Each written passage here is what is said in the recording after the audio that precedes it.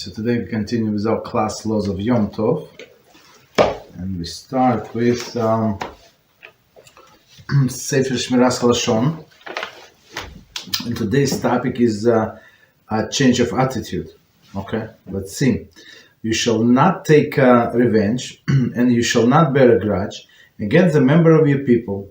You shall love your fellow as yourself. I am Hashem. Okay. Member of your people, Amisecha, right? So that's where Amisecha is from, right? Vayikra 99:18. So meaning what? That we should not take revenge, and it's actually, as we said before, it's one of the 613 mitzvahs, not to take revenge, and not to bear a grudge, different one. Okay, continue. What does concluding I'm Hashem represent? Right? Meaning, okay. So it's good question. Okay, so we don't know who is Hashem, right? Ostensibly, the commandment in this verse presents a great difficulty. Suppose one desperately needs his neighbor help in a certain matter. The neighbor who is in a position to provide that help, refuses to lend a hand, and instead does something to upset the person. Can the person really be expected to bear no grudge toward his neighbor, and even to love him as oneself? Which is a good question. Okay.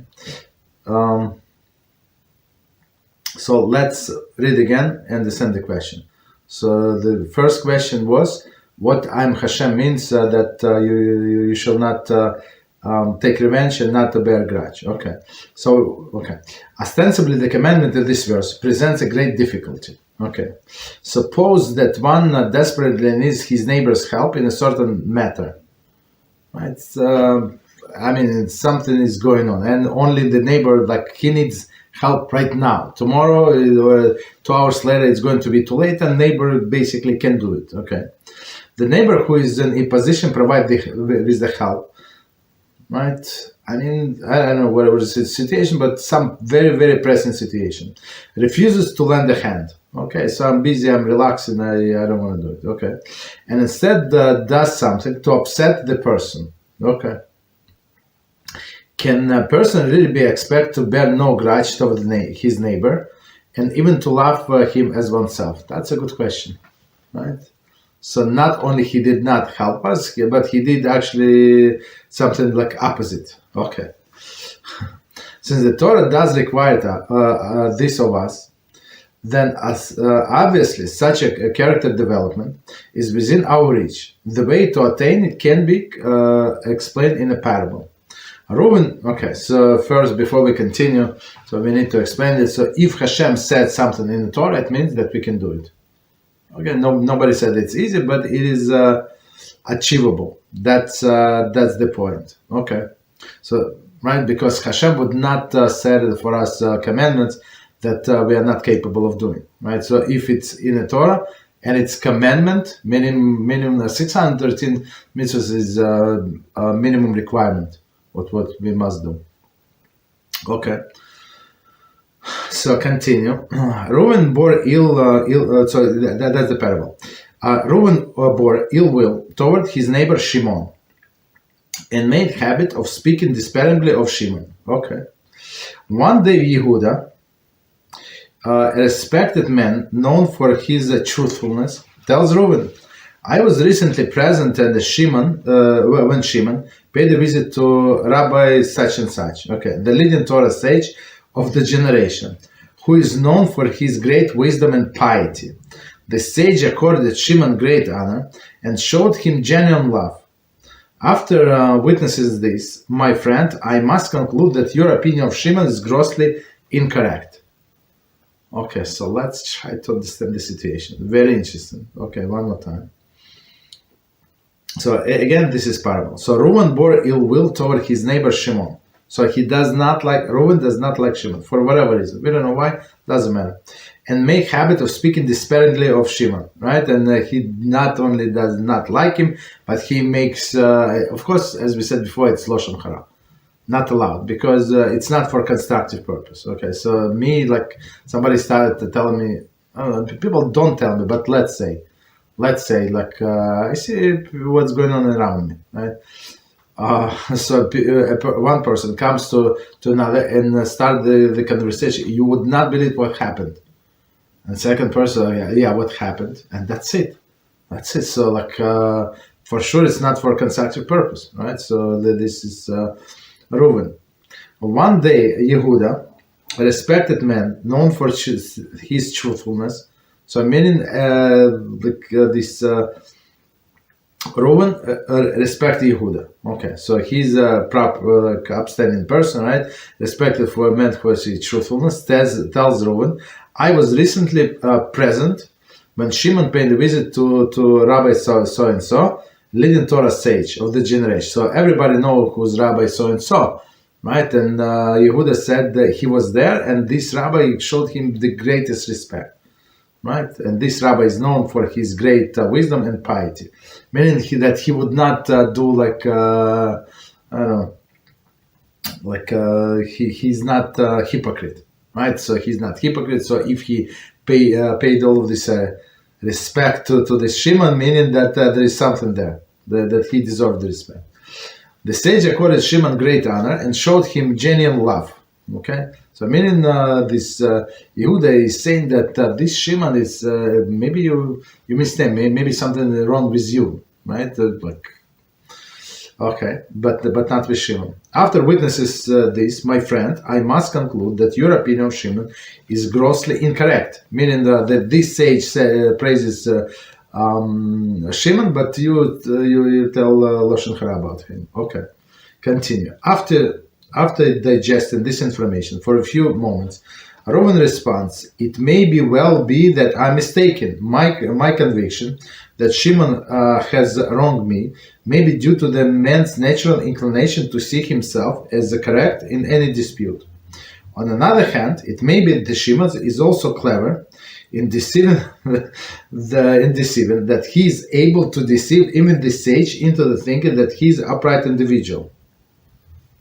In other words, your report has given me reason for thought that, but I'm not fully convinced. In any case, I'll cease from the speaking. I'll cease from the speaking disparagingly of Shimon, at least for a time being. Reuven's response indicates only the beginning of the change in attitude.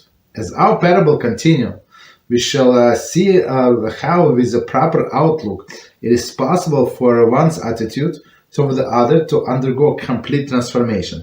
So I think that this parable he's going to develop this different situation. But let's do this again, and we're going to discuss it piece by piece. So Reuven, right? So of course, Reuven did not expect this information, right? So he digested the information for a few moments. So Reuven responds, "It may be well that I'm mistaken." So of course, right? He needs a few seconds, right? My conviction that Shimon has wronged me is due to the man's natural inclination to see himself as correct in any dispute, right?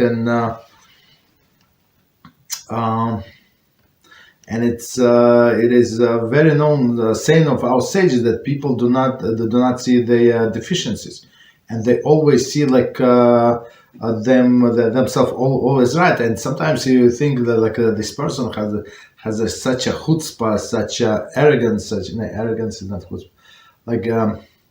He's such a brazen person. He might be brazen as well, but in his eyes, he's doing the right thing. You understand? So it's it's a combination of the things.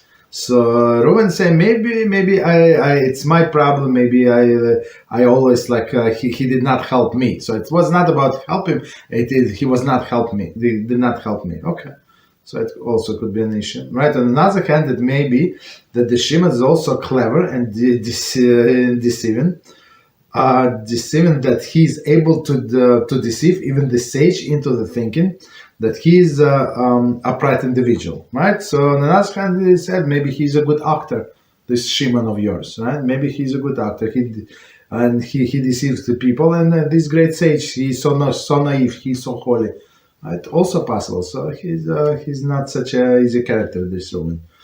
Okay, so he's right or not? I mean, at least the minimum what he's wrong, right? He's not allowed to speak Lashon Hara. That's for sure, because most likely it's not for constructive purpose.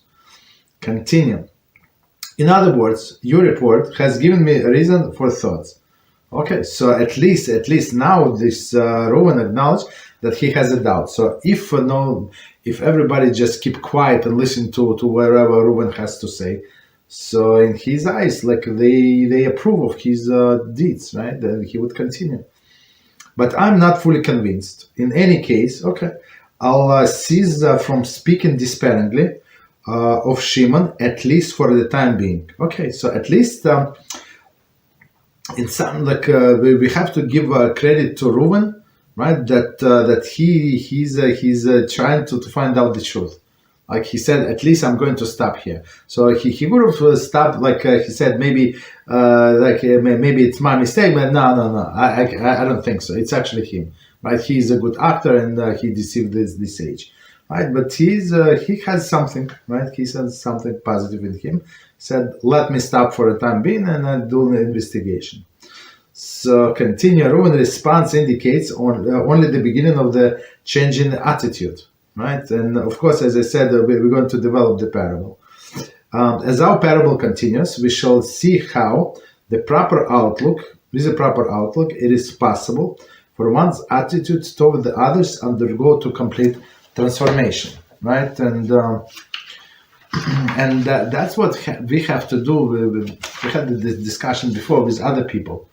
So if you, of course, if you're trying to help, especially people that we must help, somebody close ones, right, spouses, right. So we have to direct them, even let them steam out whatever they do. But maybe next day or the day after that, a week later, just go to try to bring the same subject and try to see from different perspective. Maybe it was not exactly that bad. I mean, but be very gentle, very politically correct, basically. With the spouses. With other, not so, but with spouses we must be. Okay. Because they're very sensitive. Okay. Any questions on what we said?